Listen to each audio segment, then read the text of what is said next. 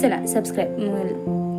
श्री स्वामी समर्थ. आपण कोशिंबीर बनवणार आहोत. कोशिंबीरसाठी लागणारे साहित्य: हे काकडी, हे टमाटर, हे कांदा आणि कोथिंबीर आणि हे कढीपत्ता. आपण एक काकडी घेतलेलं, एक टमाटर, एक कांदा आणि कोथिंबीर. आता हे सारं मिश्रण आपण आपल्या ह्या बाउलमध्ये टाकून घेणार आहोत.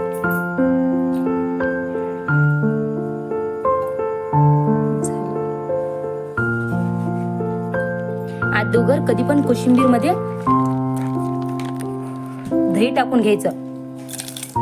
आणि आपण कोशिंबीर करत आहोत तेव्हा आपण 1.5 पॅकेट दही वापरणार आहोत.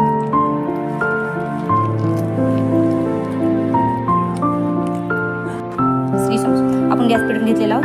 गॅसमध्ये 2 मोहरी टाकून बघलेलो आहोत. तेल कडकडत सुरुवात झाली, त्यामध्ये कढीपत्ता टाकणार आणि ते फोडणी आपण आपल्या कोशिंबीरमध्ये सोडणार. कोशिंबीरीला कधीही पण सुद्धा हिरव्या मिरच्या वापरायच्या नाही. हिरव्या मिरच्याने कोथिंबीर तुरटसर लागत असते. थोडीशी किंचित लाल चटणी वापरायची.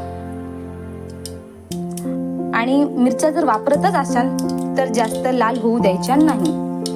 आता आपण टाकून घेऊयात आपलं जिरं, कढीपत्ता, तिक्यानंतरच जिरं. आता आपण गॅस बंद केलेला आहोत. झालं, आपली फोडणी तयार.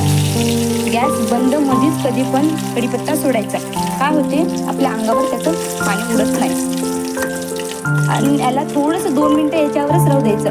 थोडासा करकर झाला तर तेव्हा सोडायचं. वा, काय कोशिंबीर लागते भन्नाट, खूपच सुंदर झाले. आपला तडका गरम गरम कोशिंबीरमध्ये सोडून द्यायचा. कसा आवाज येतोय बघा.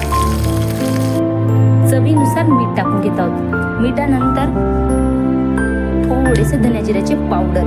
आता याला मिश्रण करून घ्यायचं.